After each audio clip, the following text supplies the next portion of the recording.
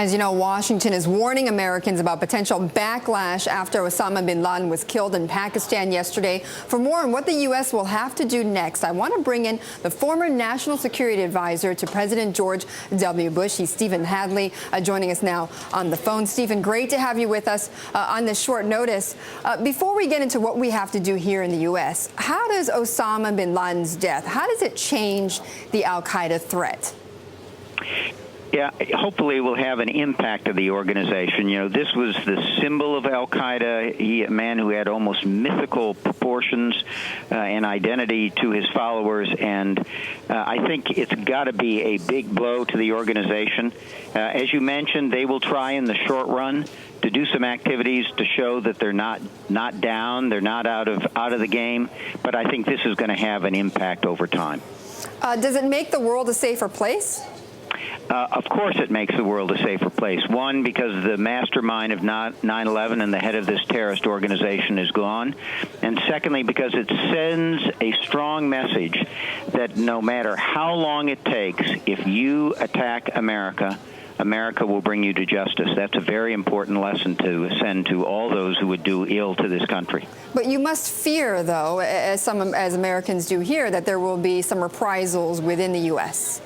There is that risk, certainly first overseas. That's why President Obama said that they had directed that the military installations and embassies overseas be on alert. There'll be, I'm sure, advisories to Americans about travel, and we will need to be vigilant here at home. But and there are clearly some risks there. We need to take measures against it, but it doesn't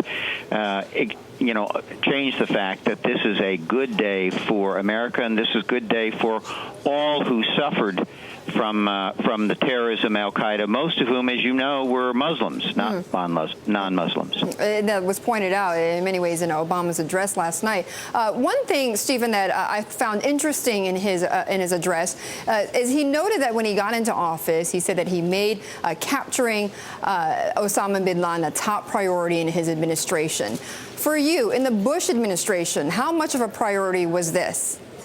It was really the same thing, particularly in the last 6 months. President Bush literally every week or every other week would talk to Mike Hayden, the director of CIA, and his question was always the same.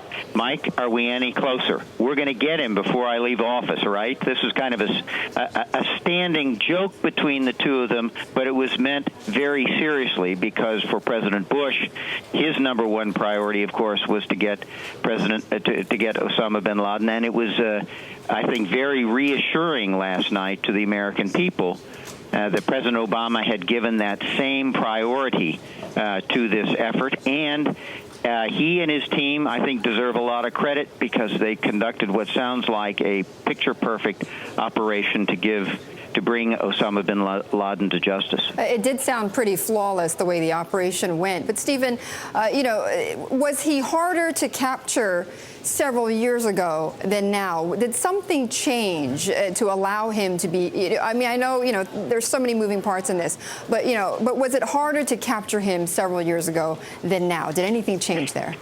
Well, one of the things I think that changed is in the last years of the Bush administration, we got almost no intelligence of any quality as to where Osama bin Laden was.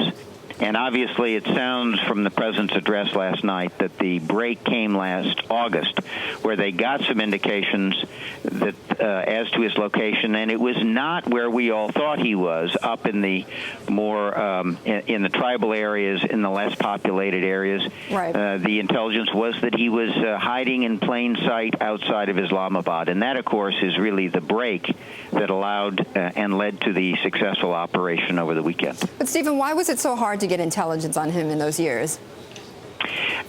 He had very good operational security. He really got, he was, very few people had access to him. He was dealing through couriers and other things that were very hard to penetrate. So he was a very hard target. I think one of the reasons they were successful is he obviously got a little too complacent. And over time, people do. And that, of course, when they do, it gives you an opportunity, and the administration took advantage of that opportunity on Sunday. Stephen Hadley, thank you for joining us. Really appreciate it. The former national security advisor under the Bush administration.